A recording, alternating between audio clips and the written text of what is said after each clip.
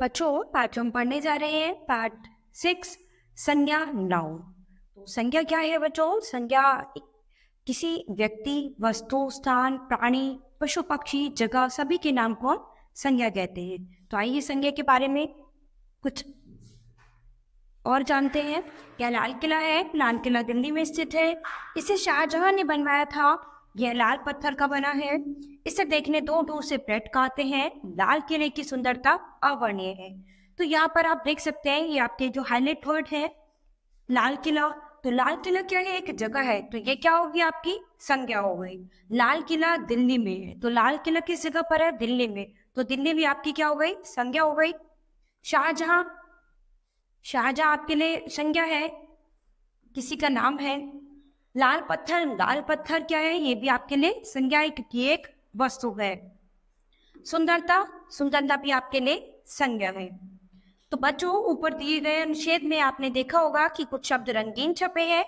रंगीन छपे ये शब्द प्राणी, वस्तु, स्थान या भाव के नाम है। जैसे कि लाल किला। तो लाल किला क्या है? वस्तु है। शाहजहां पर्यटक, ये क्या है? प्राणी है। दिल्ली, दिल्ली एक स्थान है और सुंदरता एक भाव है। तो अभी हमने पढ़ा था किसी व्यक्ति, वस्तु, प्राणी, स्थान, भाव, गुण, इन सभी के नाम को हम संज्ञा कहते हैं। किसी भी नाम का ज्ञान कराने वाले सभी शब्द संज्ञा कहलाते हैं। तो आप देख सकते हैं किसी व्यक्ति, वस्तु, प्राणी, स्थान, गुण, अवस्था या भाव आदि के नाम को संज्ञा कहते हैं। इसके बाद देखेंगे संज्ञा के भेद। संज्ञा के भेद। तो संज्ञा के भेद कितने हैं? संज्ञा के भेद देखते हैं। हिंदी में संज्ञा के 3 भेद होते हैं। तो पहला कौन सा है? व्यक्तिवाचक संज्ञा, दूसरा जातिवाचक संज्ञा और तीसरा भाववाचक संज्ञा। सबसे पहला है व्यक्तिवाचक संज्ञा। जो शब्द किसी विशेष व्यक्ति, वस्तु या स्थान का बोध कराती है उन्हें व्यक्तिवाचक संज्ञा कहते हैं। जैसे कि यह कृष्ण की मूर्ति है, कुतुब मीनार बहुत बड़ी है। तो ये क्या करा रहे हैं? किसी व्यक्ति, वस्तु या स्थान का बोध करा रहे हैं। तो इसीलिए इन्हें व्यक्तिवाचक संज्ञा कहते हैं। उपयुक्त वाक्यों में कृष्ण विशेष व्यक्ति, मूर्ति विशेष वस्तु, कुतुब मीनार इमारत व बड़ी विशेष भाव का नाम है। तो विशेष व्यक्ति, वस्तु, स्थान व दिशा के नाम का बोध कराने वाले ये सभी शब्द व्यक्तिवाचक संज्ञा हैं। इसके बाद देखेंगे हम जातिवाचक संज्ञा। तो जातिवाचक संज्ञा क्या है? जो शब्द किसी प्राणी, स्थान अथवा वस्तु की संपूर्ण जाति का बोध कराते हैं। तो क्या है? व्यक्तिवाचक में हमने क्या पढ़ा? किसी व्यक्ति, वस्तु या स्थान का जो बोध कराते हैं वो व्यक्तिवाचक संज्ञा होते हैं। लेकिन यहाँ पर जातिवाचक में क्या है? किसी व्यक्ति, वस्तु, प्राणी, स्थान, इन सभी की जाति का जो बोध कराते हैं वे जातिवाचक संज्ञा कहलाते हैं। जैसे कि मम्मी सर्दियों में स्वेटर बुनती है। तो क्या है? स्वेटर अपने आप में, स्वेटर एक जाति है, यानी स्वेटर एक नहीं है, बहुत सारे हैं। यानी मम्मी एक नहीं है, दुनिया में बहुत सारे, सभी बच्चों के लिए उनकी मम्मी है। तो जब एक ही नाम के बहुत सारे लोग हैं, यानी एक ही नाम की बहुत सारे लोग हैं, तो वो क्या बन जाती है? जाति बन जाती है। तो इसी तरह यहाँ पर मम्मी, स्वेटर, मोर, नाचना, ये सब क्या है? एक जाति है।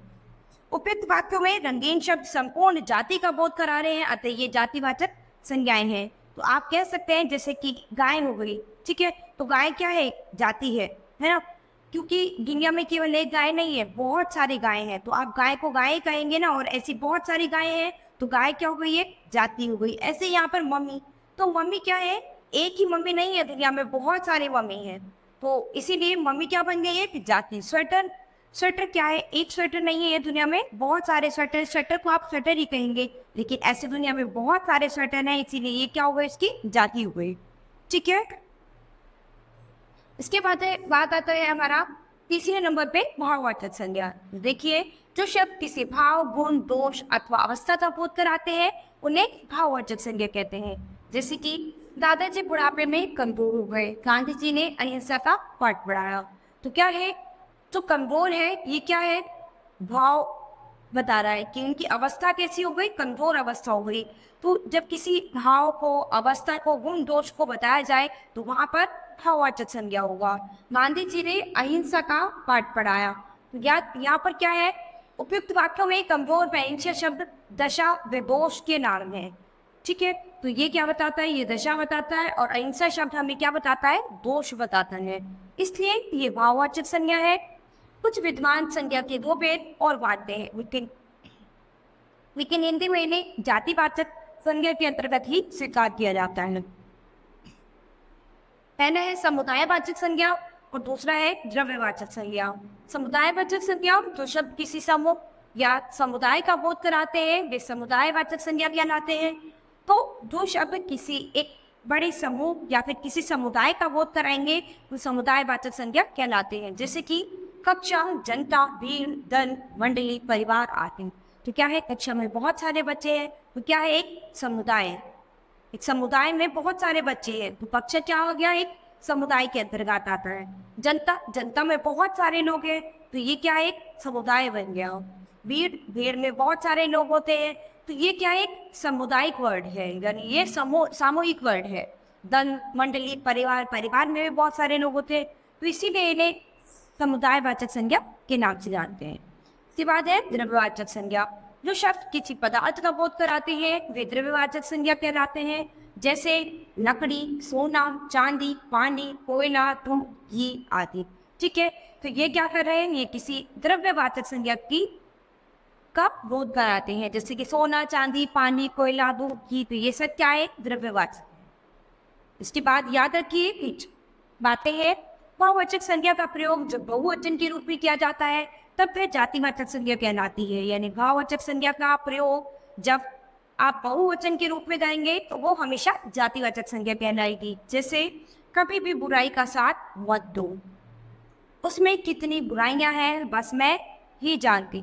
ठीक है, तो यहाँ पर ये जो बुराई शब्द है ये क्या है, ये जाति को बता रहा है।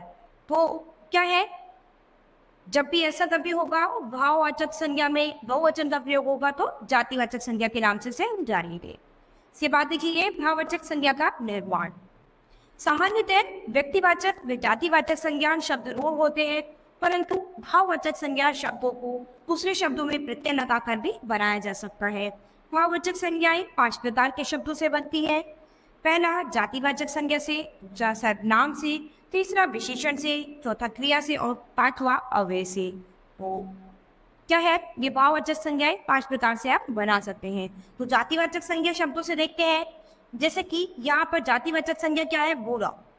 ठीक है, तो बूढ़ा क्या है, एक जाति है ना, कि बूढ़ा एक व्यक्ति नहीं है, दुनिया में बहुत सारे लोग बूढ़े होते हैं। तो बूढ़ा क्या हो गया, एक जाति, यानी बूढ़े व्यक्ति दुनिया में बहुत सारे लोग हैं, इसलिए बूढ़ा वर्ड क्या हो गया, एक जातिवाचक संज्ञा। इसके बाद आता है भाववाचक संज्ञा। अगर हम इसे भाववाचक संज्ञा में बदलते हैं तो हम इसमें आगे क्या लगा देंगे, पास, यानी बुढ़ापा।